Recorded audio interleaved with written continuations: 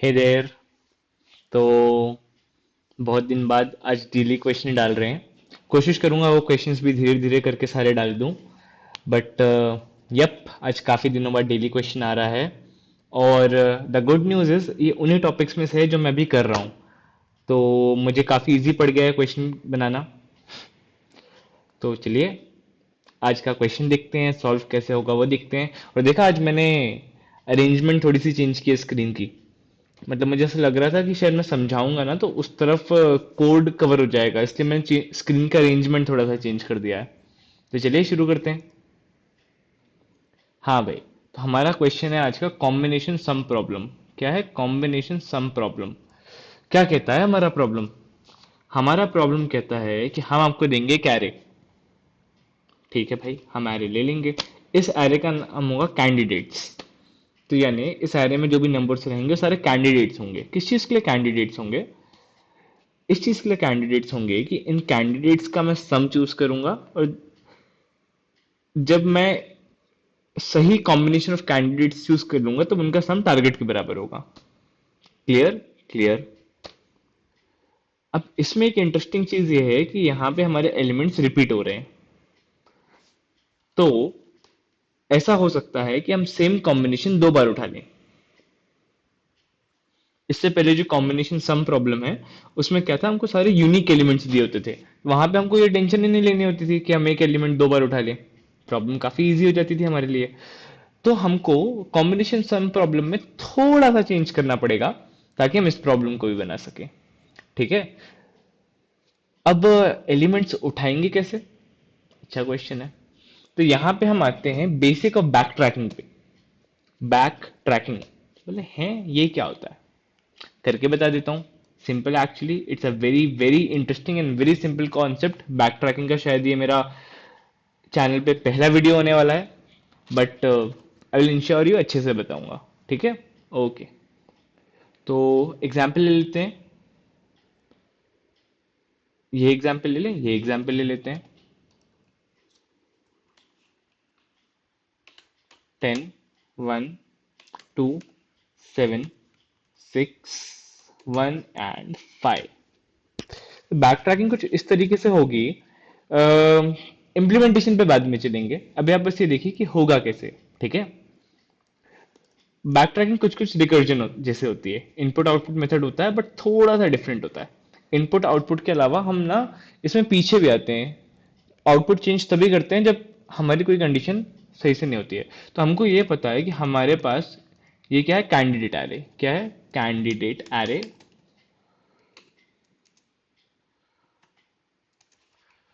उसके बाद candidate array है। कैंडिडेट एरे के बाद हमारे पास क्या है? टारगेट है हमारा।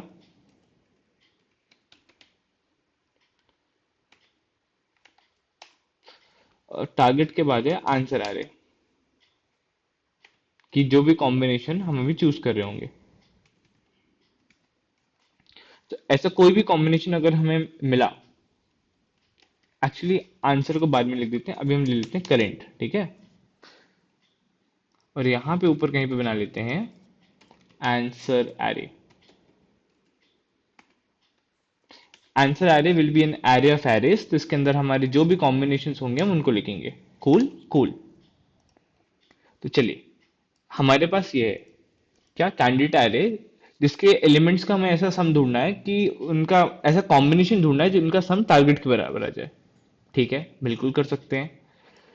तो अभी हमारे पास करंट कॉम्बिनेशन में कौन कौन से एलिमेंट्स हैं? कोई भी एलिमेंट नहीं है। तो कोई बात नहीं। जब भी मुझे रिकर्जन करना होता है या बैक ट्रैकिंग करनी होती है उसके लिए मेरा फेवरेट जो मॉडल है वो ये वाला है। ठीक है। क्यों है भाई ये वाला? अभी समझ में आ जाएगा। ये जो गोला है इसको मैं कर दूंगा रिप्लेस, और उसकी जगह डाल दूंगा ये टेक्स्ट। डाल दिया, डाल दिया। तो अब आप देखते जाना, जहां जहां पे सर्कल रिप्लेस होगा वहां वहां पे एक्चुअली मैं कॉल कर रहा हूँ। तो होगा क्या, सपोज मैंने सबसे पहले 10th एलिमेंट को कंसीडर किया। तो मैं क्या करूंगा? ओहो, ये क्या कॉपी पेस्ट हो गया। मैंने भी किसको कंसीडर किया? 10th एलिमेंट को। कंसीडर करने का मतलब है मैं बोल रहा हूँ मैं 10th एलिमेंट ले लूंगा। सही बात है। सही बात है। तो करंट में कौन सा एलिमेंट आ गया है? 10th। लेकिन अरे ये क्या हुआ, मेरा करंट टारगेट से ज्यादा हो सकता है क्या? नहीं, हमको तो टारगेट के बराबर लेना है। मतलब अगर मैं करंट में और कोई नंबर भी डालूंगा, कोई भी नंबर डालूं, नेगेटिव नंबर सभी नहीं है, तो पॉसिबल ही नहीं है ऐसा कि कभी भी करंट मेरा टारगेट के बराबर हो जाए। तो this is not a good track. तो ये मैंने क्या किया, सबसे पहले मैंने किया ये डू। क्या किया? ये डू। और जैसे ये मैंने डू किया, मुझे क्या समझ में आया, अरे ये ट्रैक तो सही नहीं है। मैं यहाँ पे जाऊंगा तो जो मेरा करंट का सम है वो किससे ज्यादा हो रहा है? वो मेरा टारगेट से ज्यादा हो रहा है। तो अब मैं इसमें कुछ भी कर लूँ, ये कभी टारगेट के बराबर नहीं होगा। तो ये जो कॉम्बिनेशन है गलत हो जाएगा। क्या हो जाएगा? गलत हो जाएगा। तो मुझे क्या करना है, मुझे सिंपली इस वाले को काट के पीछे जाना है। तो अब मुझे पता चल गया मैं 10 कंसिडर नहीं कर सकता हूँ। ठीक है भाई। दूसरा ऑप्शन क्या होगा मेरा?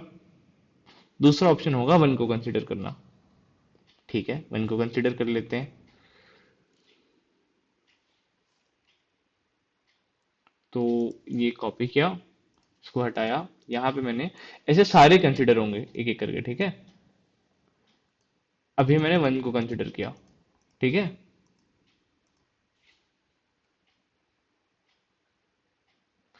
यहाँ पे भी मेरे पास एक्चुअली दो ऑप्शन थे, एक जिसमें मैं 10 को कंसीडर करूं, और सपोज आप दूसरा ऑप्शन ये समझ लो जिसमें 10 को कंसीडर ना करूं। इस वाले में मैंने 10 को कंसीडर किया। आप ये मान लो मैंने इसमें 10 को कंसीडर नहीं किया। जब 10 को कंसीडर नहीं किया, तो एक मैं ऐसा मान सकता हूं कि मेरा लूप चल रहा था। क्या लूप चल रहा था? लूप चल रहा था, ये क्या हो गया भाई,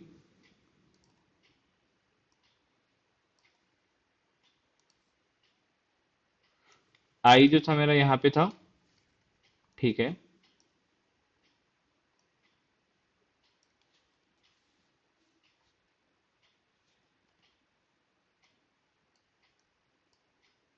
मेरा आई यहाँ पे था।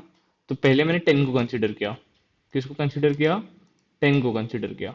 ठीक है, 10 को जब मैंने कंसीडर किया, तो मैंने पहली बार 10 को कंसीडर करके देखा, डू डू काम नहीं किया, तो मैंने अनडू कर दिया।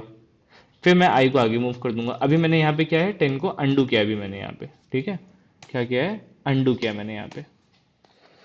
अब मैं क्या करूंगा, अब 10 को अनडू ले लिया, तो आई कहाँ पे मूव हो जाएगा? आई मूव हो जाएगा, आई यहाँ पे था 10 पे, आई यहाँ पे मूव हो जाएगा 1 पे। आई ऐसे लिखना शुरू कर देता हूँ, सही। आई हो गया 1 पे मूव। अब जिस पे भी आई है ना, उसको लेके मेरे पास हमेशा दो ऑप्शंस रहेंगे, डू या अनडू। तो अगर मैं आई को ले लेता हूं, तो करंट में कौन सा एलिमेंट आ गया? 1। क्लियर? अभी के लिए इतना हटा दूं। हटा दिया भाई। खुद ही से अपन बनाते जाएंगे। अभी अपने को आ गया ये बनाते कैसे हैं। तो मैंने क्या कर लिया है, मैंने यहाँ पे 1 को कंसीडर कर लिया है। तो अब जब मैं 1 को कंसीडर कर लेता हूं, अभी ये कौन सा स्टेट है? एक्चुअली वो स्टेट है जिसमें मैंने 10 को कंसीडर नहीं किया है। तो अभी इसमें पहला आएगा जिसमें मैं 1 को कंसीडर, अभी ये खाली रहने देते हैं। राइट, हाँ। पहला केस 10 को कंसीडर किया, नहीं था, वापस आ गए। 10 को कंसीडर नहीं किया, इस स्टेट में आ गए जिसमें 10 को छोड़ दिया है और आई की वैल्यू 1 के इंडेक्स पे आ गई है। अब इसमें पहला ऑप्शन रहेगा कंसीडर, डू। दूसरा ऑप्शन रहेगा क्या? अनडू। तो अगर मैं डू बोलता हूं,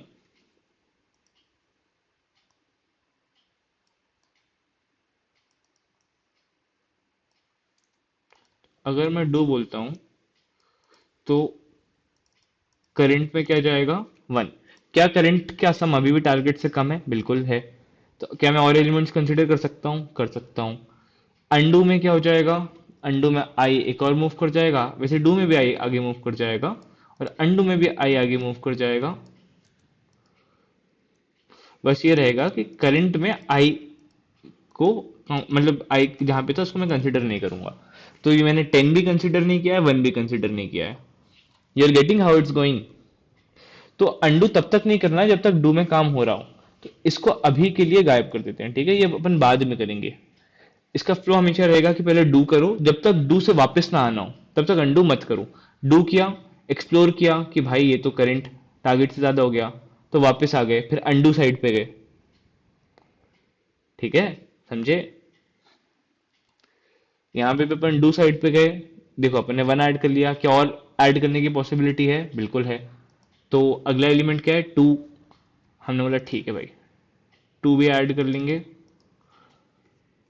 तो वन हो गया, टू हो गया। बहुत बढ़िया, बहुत बढ़िया। वन और टू दोनों हो गए। आई कहाँ से? आई यहाँ पे सेवन पे आ गया है। दूसरी पॉसिबिलिटी क्या थी? दूसरी पॉसिबिलिटी अभी के लिए छोड़ दो। फिर अगर मैं यहाँ पे आ गया हूँ, तो आई एक बार आगे बढ़ाते हैं, सेवन भी कंसिडर करके देख लेते हैं। अभी वन प्लस टू क्या हो रहा है? थ्री हो रहा है।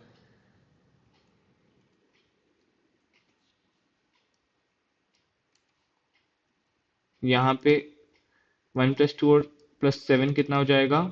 टेन हो जाएगा। क्या टेन टारगेट से बड़ा है? बिल्कुल टेन टारगेट से बड़ा है। तो ये केस हम कंसिडर नहीं कर सकते हैं, ये केस हम कंसिडर नहीं कर सकते हैं। तो हम वहां पे वापस आ गए। हम जब वापस आए, देखो डू से वापस आए तो अंडू साइड पे गए। अंडू साइड पे क्या है? सेवन को स्किप कर दो। सेवन को स्किप कर दिया, ठीक है भाई, सेवन को स्किप किया हमने। सेवन को जब मैं स्किप करूंगा तब क्या होगा? सेवन को अगर मैंने स्किप किया तो हम यहाँ पे आ गए हैं, और अभी हमारे करंट में सिर्फ वन और टू है। क्योंकि हम सेवन को स्किप करके आए हैं तो फिर दो ऑप्शन बनते हैं, डू यानी सेवन को ले लो। अंडू को हमने क्या बोला था? अंडू की बात नहीं करेंगे जब तक डू कंप्लीट नहीं हो जाता है। तो सेवन स्किप करके आ गए हैं, आई की वैल्यू सिक्स पे है। क्या मैं सिक्स को ले सकता हूँ? चेक करते हैं। अगर मैं वन टू सिक्स बोलूं तो अरे ये तो टारगेट के बराबर हो गया। हो गया क्या? बिल्कुल नहीं हुआ कुछ भी। ये फिर टारगेट से ज्यादा हो गया, तो हम इसको भी कंसिडर नहीं कर सकते हैं। हम वापस आ गए अंडू पे। अंडू पे क्या हम बोल रहे हैं कि सिक्स भी कंसिडर मत करो, आगे चले जाओ। ठीक है भाई, सिक्स भी कंसिडर नहीं करते हैं, आगे चले जाते हैं। ऐसे हर एलिमेंट का जब तक डू कर सकते हो तब तक डू करो, नहीं तो फिर बैक ट्रैक में अंडू चेक करो। इस अप्रोच समझ में आ रही है? तो तीन स्टेप्स हैं। क्या है तीन steps?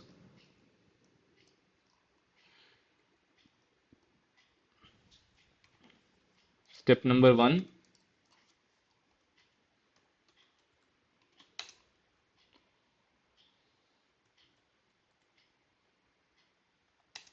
Do. Step number two, explore. Step number three,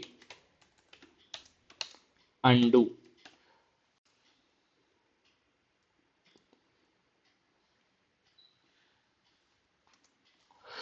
देखो, एक चीज ये है कि explore until you can't more. Explore until, या तो क्या क्या हो जाए, या तो कंडीशन फॉल्स, कंडीशन फॉल्स हो जाए। कब तक एक्सप्लोर कर सकते हैं अपन? मतलब हम डू में कब तक घुस सकते हैं? या तो हमारा जो भी अभी सम है वो एक्चुअल सम से कम रह जाए, तो एक तरीका तो वो है डू में घुसते जाने का, अंटिल कंडीशन फॉल्स। दूसरा क्या है? आंसर मतलब जब तक भी छोटा है तभी तक घुस सकते हैं ना, जब हमारे कॉम्बिनेशन का सम जो है वो बड़ा हो जाए टारगेट से, तो हमारे किसी काम का भी नहीं है, वो यूजलेस हो जाएगा वो। दूसरा है कि अगर हमारा कॉम्बिनेशन टारगेट के बराबर हो जाए, तो भी अब इसमें और क्या एक्सप्लोर करोगे? होता क्या टारगेट के बराबर, तो भी बैक ट्रैक कर लेना चाहिए आपको इस 10 से। Correct, correct. तो अंडू कौन सी दो कंडीशंस में कर रहे हैं?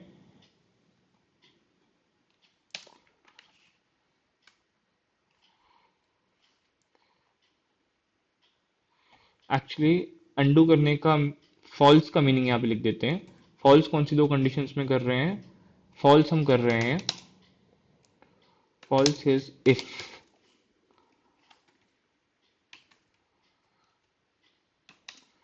नंबर वन क्या है? False is if.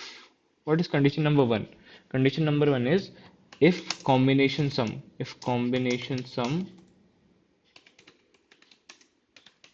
exceeds target. Second condition है if combination sum is equal to target. सिर्फ कम रहता है तभी तो हम आगे बढ़ते हैं, कि भाई हो सकता है अगला एलिमेंट आ जाए कॉम्बिनेशन में और हमारा काम हो जाए। If combination sum equals to target, इन दो में तो हमको कुछ क्या करना है? Equals to target. ये दो ऐसी कंडीशंस हैं जिसमें हमको समझ में आ जाना है कि यहाँ पे परस्यू नहीं करना है, यहाँ से अंडू कर लो इज्जत से। Clear clear. अब इन सारी चीजों को ध्यान में रखते हुए कोड लिखना है हमको। ठीक है भाई, लिख लेंगे। हमको क्या समझ में आया, हमको एक आंसर लगेगा जो वेक्टर वेक्टर्स टाइप का रहेगा। ठीक है, एक आंसर बना लेंगे वेक्टर वेक्टर टाइप का। देखो कोड लिख रखा है, उसी में बता देता हूँ। कॉम्बिनेशन सम टू, इसमें कैंडिडेट एरे दिया था और टारगेट दिया था। तो हमें क्या लगेगा, एक आंसर लगेगा। दूसरा क्या लगेगा, एक करंट वेक्टर लगेगा, जिसको यहाँ पे टेम्पररी करके बोला है, टेम्पररी लग गया। अब हाँ, एक चीज मैं बताना भूल गया था इसमें, कि होगा क्या कि जब सेम वैल्यूज रहेंगी ना, तो हो सकता है मेरा कॉम्बिनेशन जैसे 116 दो बार अकर हो जाए, कि मैं इस वाले वन को कंसिडर करूं, फिर आगे जाऊं, इस वाले 6 को कंसिडर करूं, और आगे जाऊं इस वाले वन को कंसिडर कर लूं। ऐसा हो सकता है। अगर ये किसी और ऑर्डर में होते, तो मैं, अगर वन पहले होता कहीं पे, दोनों वन ही पहले होते इनफैक्ट 6 के, अगर इसका ऑर्डर ऐसा होता।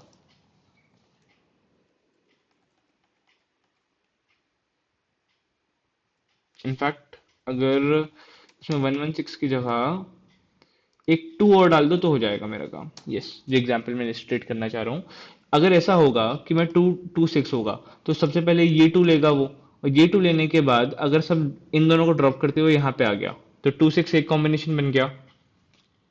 क्या बोल रहा हूँ देखो, अगर ये टू लिया और इसको ड्रॉप किया, इसको ड्रॉप किया और ये लिया, तो टू और सिक्स एट बन जाएगा, बन जाएगा। फिर अगर ये टू लिया और इसको ड्रॉप किया, तो टू और सिक्स फिर एट बन जाएगा। लेकिन टू और सिक्स कॉम्बिनेशन अपन पहले बोल चुके हैं, इसलिए तो combination sum problem number two है।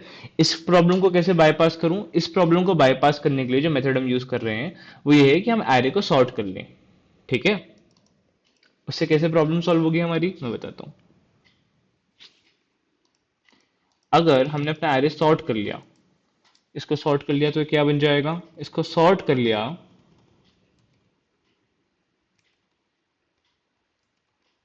तो ये एरे बन जाएगा 1 1 2 2 5 6 7 10। ओके, 1 1 2 2 5 6 7 10 बन गया, बन गया। तो जैसे ही ये सॉर्ट होके ऐसा बना, अब इसमें एक चीज बहुत इंपॉर्टेंट है भाई साहब। जैसे मैं वन पे आऊंगा, तो मैं चेक करूंगा कि भाई वन पहले आ तो नहीं चुका है, या वन बाद में आएगा तो नहीं। तो ऐसे में आजू बाजू वाले वन प्रिवेंट कर दूंगा सॉर्ट करके। अगर मैं इस वाले टू पे आया, कि सेकंड वाले टू पे आया, पहले मैं इस वाले टू पे आया, इसमें मैंने चेक किया कि पहले टू आया तो नहीं है, नहीं टू नहीं आया है, अब सॉर्टेड है तो सारे साथ में है। जब मैं दूसरे वाले टू पे आऊंगा, तो मैं चेक करूंगा भाई पहले टू तो नहीं था मेरे, अरे भाई पहले तो टू था, तो मैं ये वाला टू रिजेक्ट कर दूंगा। ठीक है, ठीक है। ऐसे हम ये इशू को बाईपास कर देंगे। तो इसीलिए मैंने सॉर्टिंग कर ली कैंडिडेट एरे की। और फिर मैंने सॉल्व चलाया, सॉल्व में क्या दिया, टारगेट डाला, कैंडिडेट डाला, हमारा जो टेम्परी एरे था वो डाला। स्टार्टिंग इंडेक्स से एंड इंडेक्स तक एक ये जो हमारा आई का लूप चल रहा है वो चला देंगे, स्टार्टिंग फ्रॉम आई, और फिर आंसर डाल दिया, रिटर्न आंसर। तो अब सॉल्व को इन्हीं वैल्यूज से कॉल किया जो यहाँ पे डाली थी, candidate, target, current vector, current index और आंसर। Perfect perfect. तो अगर टारगेट शून्य से छोटा हो तो रिटर्न। बोले सर ये कंडीशन समझ में नहीं आई, ये कंडीशन कहाँ से आई, आएगी। अच्छा, टारगेट अगर जीरो हो जाए, तो भाई लेकिन टारगेट अपन चेंज कैसे कर रहे हैं, टारगेट तो सेम है हमारा, फिर आएगी। हम एक्चुअली क्या कर रहे हैं कि जब हम लूप चलाते हैं यहाँ पे, तो अगर हमारा आई इंडेक्स से कम हो और कैंडिडेट आई के बराबर हो। अच्छा हाँ, ये वो कंडीशन है जिसमें हम सेम, ये वाला जो पार्ट है ना, इसमें हम एक्चुअली सेम नंबर अवॉइड कर रहे हैं कि आई इंडेक्स से कम हो, आई का लूप कहीं इंडेक्स को पार ना कर गया हो उसके लिए। और दूसरा, कैंडिडेट और कैंडिडेट के पिछले वाला एलिमेंट बराबर हो तो कंटिन्यू कर दो, उस एलिमेंट को छोड़ दो। ठीक है। हाँ, पहले क्या करो, करंट में सबसे पहले कैंडिडेट की करंट वैल्यू को पुश कर दो, डू, फिर कर दो solve, candidates target minus candidates, कर कर आई माइनस वन और आंस। तो क्या होता है, ये कैंडिडेट लिया, टारगेट में से करंट चीज को माइनस कर दिया, तो देखो यहाँ पे जब मैं दूसरी बार फंक्शन सॉल्व करूँ कॉल करूंगा, तो टारगेट की वैल्यू कम हो रही है। इसीलिए हम टारगेट जीरो और टारगेट माइनस वन, ये एक्चुअली वो है कि हमारा जो कॉम्बिनेशन सम है ना, तो उसमें से अगर मैं करंट वाली की वैल्यू माइनस कर दूं, तो जब मैं अगली बार कॉल करूंगा, तब जितना बचा उसके लिए कॉल होगा, और जितना बचा जब वो जीरो हो जाएगा तब हमको आंसर मिल जाएगा। तो देखो ये बेस कंडीशन लिख दी थी मैंने आंसर के लिए, कि जब भी आंसर मिले तो जब तक जो भी कर बन गया होगा उसको मेरे आंसर में पुश बैक करके रिटर्न कर देना। ठीक है। और अगर जीरो हो गया है तो इसका मतलब ये है कि जो मैंने एलिमेंट लिया है उससे मेरा जो करंट कॉम्बिनेशन मैं ले रहा हूं उसका सम टारगेट को एक्सीड कर रहा है, इसलिए अपन क्या कर दो, चुपचाप रिटर्न कर दो। तो रिकर्सिवली हमने स्टेप नंबर ये डू किया, एक्सप्लोर किया। तो देखो डू होता जाएगा रिकर्सिवली, लूप में जाएंगे, एक्सप्लोर में जाएंगे, करंट कंडीशन ट्रू होगी तो फिर से डू हो जाएगा, फिर एक्सप्लोर करेंगे, कंडीशन ट्रू होगी तो फिर से डू हो जाएगा, जब तक इन दोनों में से कोई एक केस नहीं चल जाता है। और फिर जब नहीं होगा तो फाइनली अपन वहां से बाहर आएंगे और अंडू पे जाएंगे। अंडू पे जाने के बाद फिर से अगले वाले का डू चलेगा। तो आई गेस समझ में आ गया होगा कि इसमें हमने क्या किया है, कैसे किया है। It was a good code, back tracking काफी इंटरेस्टिंग कॉन्सेप्ट है, शायद उतनी क्लियरली नहीं समझ में आया होगा मेरे समझाने में। मुझे ऐसा लग रहा है कि there should have been like little more effort. मतलब शायद मैं इतने अच्छे से अभी समझा नहीं पा रहा हूँ, बट अगर समझ में आ गया है तो I guess that would be great. And thank you for watching. Bye bye.